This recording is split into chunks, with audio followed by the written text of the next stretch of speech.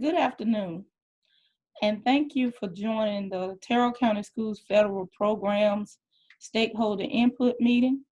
My name is Cynthia DeBro, and I am the Federal Programs Coordinator, and I appreciate you joining today. We will have an opportunity for you to provide input via a Google form. However, if you have questions or have comments that you would like to make or questions to ask, please do not hesitate to do so. And I would like to also thank Ms. Audra Curls, who's acting as co-host for today. I'm going to share my screen and then I'm going to proceed with the presentation.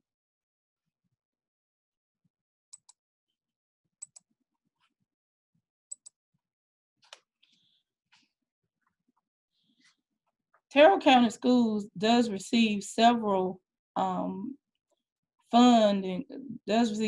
funds from many funding sources from the federal government. We receive Title 1, 2, 3, 4, and 6B funds. As a part of the federal programs, we are required to have an annual stakeholder meeting in which we gather your input.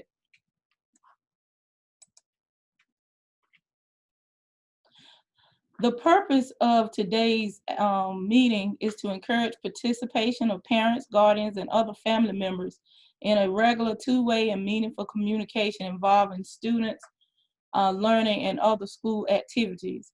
Each of the screens has been translated using Google Translate, so my apologies if some of the translations are not identical.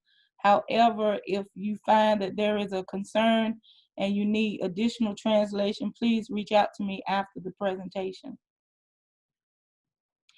What are our federal programs? Title I provides federal assistance to LEAs and schools with high numbers of children from low-income families to help all children meet the state academic standards. Funds support extra instruction in reading and mathematics, as well as special preschool, after-school, and summer programs to extend and reinforce the regular school curriculum. Title II. Title II is used to increase the academic achievement of all students by helping schools and districts improve teacher and principal quality. This includes teacher preparation and qualification of new teachers, recruitment, hiring, induction, professional development, and retention. Title III provides supplemental funds to support the education of the English language learners. Title IV is intended to improve students' academic achievement with access to well-rounded education, improve student conditions for student learning, and improve the use of technology in order to improve the academic achievement and digital literacy of all students. We also receive funding from Title 6B. This funding supports students identified as having a disability through the Individuals with Disabilities Education Act, which is also known as IDEA. Tyrrell County Schools, we have a Title I school-wide program and is also a district program. All three of our schools receive funding through the Title I program, and it is a comprehensive program used to upgrade the complete educational program in a Title I school, thus raising academic achievement for all students. The school-wide program designation is available to schools with a student base where at least 40% come from low-income families. In Tyrrell County, Title I funds provide highly qualified teachers and support staff, specialized resources to support instruction in reading and math, also provides preschool services, after-school programs and activities, summer programs to extend and reinforce the regular school curriculum, and other services according to student needs. It is also through this funding that we are able to provide remote learning opportunities for our children as we deal with the academic concerns stemming from the pandemic. And in addition, services are could be provided for students who are participating in homeschools. If we have some of our homeschool providers here today on the meeting. Please contact me if you would like to know more about the support that we will offer homeschool students through the use of Title I funds. When looking at all of the funding sources, one of the first things that we have to do, and we have to make sure that our funds are actually addressing our curriculum. The curriculums are based in Tyrrell County Schools on the North Carolina Standard Course of Study. Also, curriculum is delivered through pacing guides that are developed according to the North Carolina Standard Course of Study. And also, we continue to try to achieve continuous improvement through providing rigorous instruction. And at this point, I would like to say that Tyrrell County Schools did receive accreditation through the Cognia process, in which that deems us as a quality school system. So that is a continuous improvement process where we are continuously trying to make sure that our students are getting the best academic instruction possible. The way in which we measure student progress in Tyrrell County Schools is we use SchoolNet as for our benchmark testing program, our benchmark assessments, and we use benchmarks regularly to measure students' academic progress, but not just benchmarks. Daily, our teachers are doing informal assessments as well as classroom formal assessments to make sure that the children are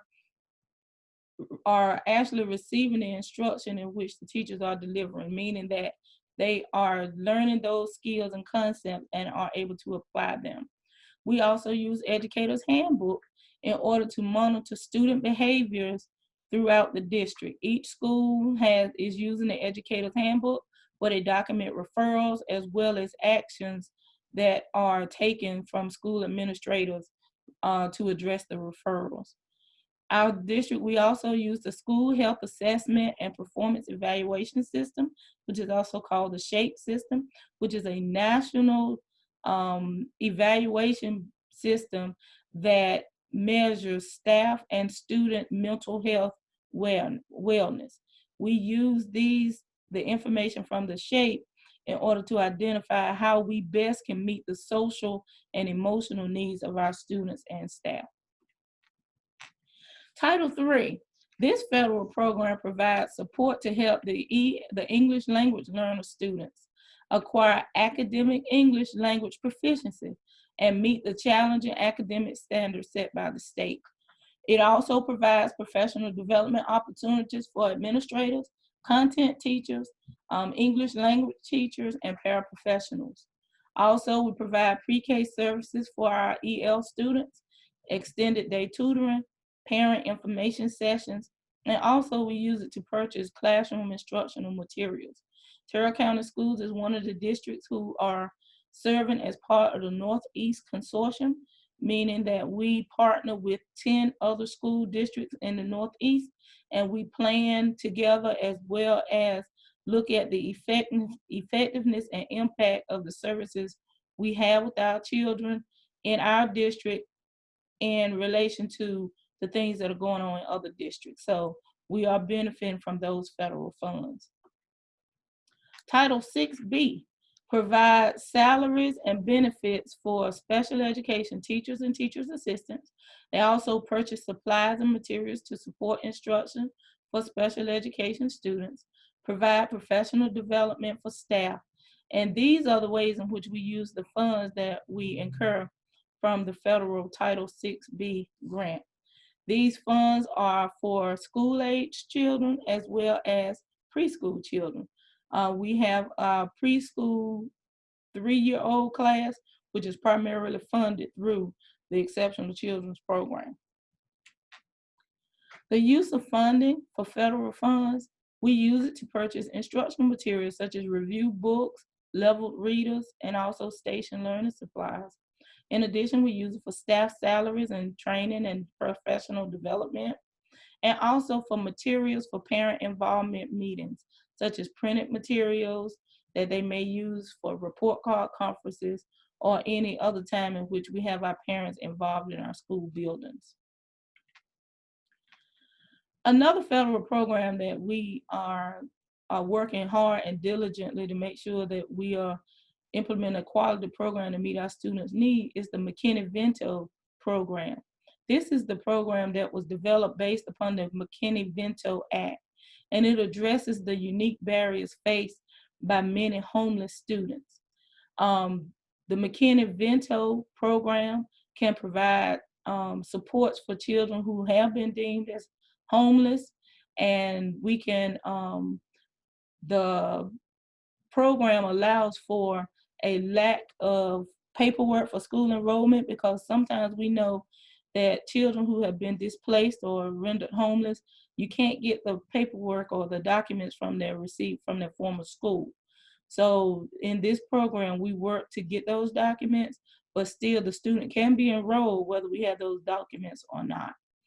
Also, these students have a high residential and school mobility, which means that they may struggle with becoming with the transition and also becoming settled in a new school. We also can support poverty-related challenges such as the purchase of school supplies, also making sure that they have adequate nutrition. Also, we can make referrals for support with health care. Also, within the McKinney-Vento program, we provide adequate space for them to study outside of school. And also, these children may be faced with a lack of a caring or involved parent or guardian, particularly if they are an unaccompanied homeless youth. They may not be under the supervision of another adult. Therefore, we have structures put in place here in the district that will help address these needs. The definition of a McKinney-Vento youth is a children or youth who lack a fixed, regular, and adequate nighttime residence, including sharing the housing or other persons due to loss of housing, economic hardship, or a similar reason. A person who may be living in motels, hotels, trailer parks, or campground due to the lack of alternative adequate accommodations. Also, it could be a person who is living in an emergency or transitional services or shelter. If you know of a youth who may be impacted by one of these three areas, please contact me, Cynthia Devereaux, at the central office so that we may get the support for those youth. In every school, there is a counselor who serves as the McKinney-Vento liaison. I know we're out for the summer now, but you may also, if you know of a student who may be impacted in this way, you may reach out to the principal, or as I said a few minutes ago, you may reach out to me, because the liaison plays a critical role in the referral and implementation of the McKinney-Vento Act, which will get these children services. One thing that you have to understand is that we cannot help if we don't know. So please, ma'am, please, sir, if you know of a child who's in one of these critical situations, please reach out to us so that we may get them what they need, so that whenever school resumes, we can make sure that these children have a academic instruction and education that is equitable to others. I want to talk briefly about parent communications. Our school system is only as strong as the parents that we have. Parents, you may communicate to us in a variety of ways. We have school websites. You can call. We have all call messages that go out. We also have a parent portal, which is part of our Power School system. We have informational meetings during the year in which we ask that you join. I know right now everything is remote and everything is virtual, but if you feel like you have an opportunity or you have some information you want to share, please don't hesitate to call. A regular phone line will reach. Call and share your opinions, because we value your input. If you want to know more about our family and parent engagement policy, you can go to our website into our board policy section and look at policy 1320 or 3560, which is the Title I Parent and Family Engagement Policy. And that explains exactly what our district has set up to put in place to address the family and parent engagement within our schools. So how can you help? Being stakeholders, if you are looking at this video, or if you are on this call, you have a willingness, you have a desire to help. So how can you help? You can attend meetings and complete surveys that we put out. Also, serve on schools committees. We really do need you. Also, attend the student parent conferences with the teachers and provide your input about the program and the needs of the community. We, as I said before, we value your input and we can plan if we know about the needs within the community or within your own homes or with your children. Parents may request a meeting with the principal or district leadership to offer input into decision making. Parents are encouraged to be a part of the following: the school improvement teams, the district improvement teams, our superintendent parent advisory council, or we ask that you just simply complete the family or parent survey links on the district webpage. We put surveys out often to try to gain input from our parents because we know sometimes you can't make it to the schools. But please don't hesitate to click on the link and complete a parent survey whenever you see one. So with that being said, I thank you for your support and your participation in today's meeting. We appreciate you, and I'm going to stop sharing my screen at this point so we can check to see if we have any questions.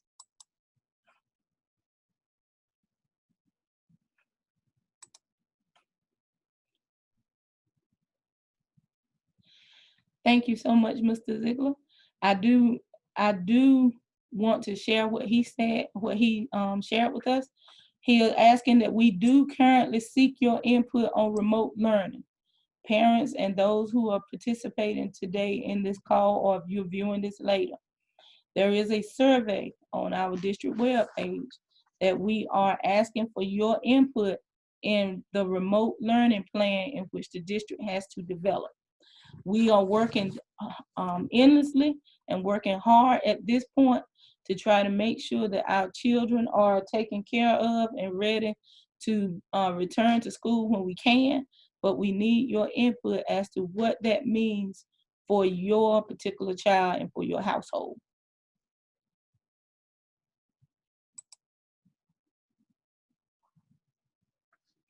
Just waiting a couple of more seconds.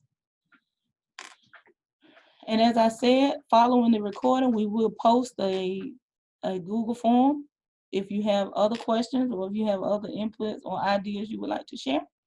And if not, if there are no other questions, we thank you so much for attending, and you all have a great, great, great day.